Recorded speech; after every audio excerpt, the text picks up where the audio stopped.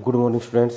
आज हम भूगोल शुरू कर रहे हैं और भूगोल का जो फर्स्ट लेसन है वो है भारत, आकार और स्थिति, यानी इंडिया साइज एंड लोकेशन।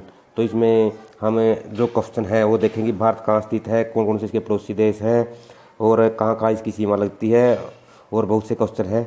तो ये पहले ही हम MCQ है इसमें। देखिए, कर्क रेखा किस राज्य से नहीं गुजरती। तो देखिए, तो 4 ऑप्शन दिए हैं और तुम पे भी ये बहुत आएंगे। तो कर्क रेखा उड़ीसा से नहीं गुजरती। उसके बाद नीचे आंसर दिए हैं। दूसरा है भारत का सबसे पूर्वी देशांतर कौन सा है।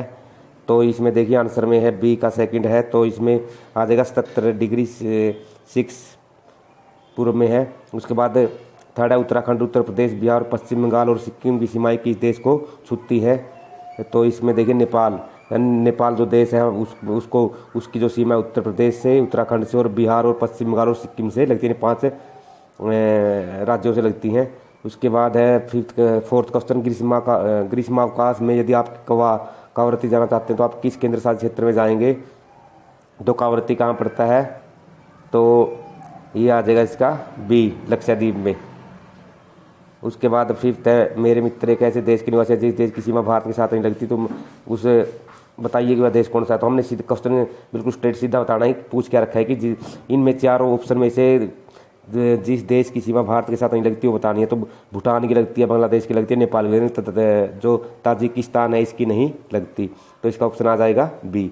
उसके बाद है सेकंड क्वेश्चन है, ये 2 मार्क्स वाला क्वेश्चन है। देखिए, अरब सागर तथा बंगाली खाड़ी में स्थित द्वीप समूह का नाम बताइए। दक्षिण में कौन कौन से द्वीप हमारे पड़ोसी हैं। तो द्वीप समूह, जो द्वीप क्या होते हैं, जो समुद्र में टापू होते हैं जहाँ पे थोड़े बहुत लोग रहते हैं, तो वो द्वीप होते हैं। देखिए, तो अरब सागर में लक्षद्वीप समूह और बंगाली खाड़ी में अंडमान निकोबार द्वीप समूह स्थित है। दक्षिण में श्रीलंका और मालदीव द्वीपीय देश हमारे पड़ोसी हैं। देखिए, जो श्रीलंका है वो भी क्या है, वो भी द्वीपीय देश है, हमारे पड़ोसी देश है जो। उसके बाद देखिए सेकंड क्वेश्चन, उन देशों के नाम बताइए जो क्षेत्रफल में भारत से बड़े हैं। देखो, भारत का क्षेत्रफल की दृष्टि से विश्व में 7वां स्थान है। तो इस छः देश हैं क्षेत्रफल की दृष्टि से जो बड़े हैं वो देखिए, फर्स्ट है संयुक्त राज्य अमेरिका, सेकंड है ऑस्ट्रेलिया, थर्ड है ब्राज़ील, फोर्थ है चीन और फिफ्थ है कनाडा और सिक्स्थ है रूस। तो क्षेत्रफल के आधार पर भारत का विश्व में 7वां स्थान है, ये मैंने बताया अभी।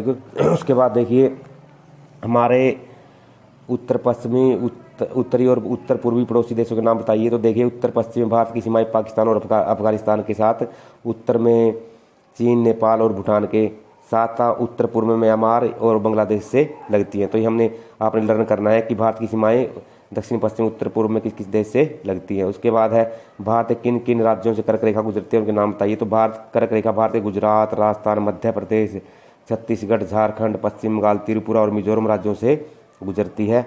उसके बाद थर्ड क्वेश्चन है, सूर्योदय अरुणाचल प्रदेश के पूर्वी भाग में गुजरात के पश्चिम भाग की अपेक्षा 2 घंटे पहले क्यों होता है, जबकि दोनों राज्यों में घड़ी एक ही समय दर्शाती है। देखिए अरुणाचल प्रदेश बिल्कुल पूर्व में पड़ता है, यानी 97 डिग्री 25 से पूरी देशांतर में स्थित है, और जो गुजरात का जो पश्चिमी भाग है वो बिल्कुल पश्चिम में। तो वहाँ 2 घंटे का फर्क है, क्योंकि बहुत ज़्यादा दूर हो जाता है अरुणाचल प्रदेश से जो गुजरात का जो पश्चिम भाग है। तो इसी वजह से 2 घंटे का जो डिफरेंस है वो है। तो देखिए अरुणाचल प्रदेश 97 डिग्री 25 पूर्वी देशांतर में स्थित है, जबकि भारत के सबसे पश्चिमी छोर जो कि गुजरात में है वह है 68 डिग्री 7 पूर्वी देशांतर में स्थित है। अतः अरुणाचल प्रदेश और गुजरात के देशांतरों में 97 डिग्री 25 और 68 डिग्री 7 यानी 29 माइनस क्या होगा इसका 29 18 लगभग 30 डिग्री का अंतर है। तो देशांतर में 1 डिग्री का अंतर होने से 4 मिनट के समय का अंतर आ जाता है। इसलिए गुजरात और अरुणाचल प्रदेश में भी सूर्योदय के समय में 30 से × 4 यानी 120 मिनट्स अर्थात 2 घंटे का अंतर है। लेकिन पूरे भारत में एक ही भारतीय मानक समय स्वीकार किया गया है। तो ये तो वही है ना, जैसे हम 3,500 किलोमीटर के से दूर है जो गुजरात का दक्षिण पश्चिमी छोर है और अरुणाचल प्रदेश का पूर्वी छोर है। तो इतनी दूरी पे 2 घंटे का डिफरेंस तो पड़ ही जाता है। तो देखिए उसके बाद है हिंद महासागर में भारत की केंद्रीय स्थिति से इसे किस प्रकार लाभ प्राप्त हुआ है। तो देखिए हिंद महासागर जो बिल्कुल हमारे भारत के नाम पे ही रखा गया है इस महासागर का नाम। तो इसकी केंद्रीय स्थिति से हमें किस प्रकार लाभ प्राप्त हुआ ये बताना हमने। तो भारतीय भूखंड एशिया महाद्वीप के पूर्व और पश्चिम के मध्य में स्थित है। भारतीय भूभाग एशिया महाद्वीप का दक्षिणी विस्तार है। हिंद महासागर जो कि पश्चिम में यूरोपीय देशों और पूर्वी एशियाई देशों को मिलाता है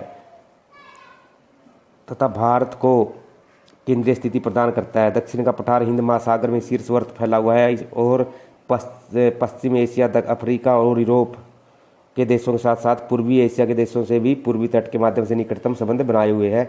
हिंद महासागर में किसी भी देश की तटीय सीमा भारत जैसी नहीं है। भारत की इसी महत्वपूर्ण स्थिति के कारण एक महासागर का नाम इसके नाम पर रखा गया है। यानी जो हिंद महासागर है, जो यूरोप के देश हैं, पश्चिमी देश हैं, उससे भी मान लिया उससे भी हमारा जो समुद्री व्यापार है उसके जरिए होता है, और जो पूर्वी एशिया के देश हैं उनको भी जोड़ता है। तो ये इसलिए केंद्रीय स्थिति बनाए हुए भारत की। तो स्टूडेंट्स, आपने ये जो क्वेश्चन मैंने करवाए ये आपने फेयर कॉपी में राइट भी करने हैं और लर्न भी करने हैं। Okay students.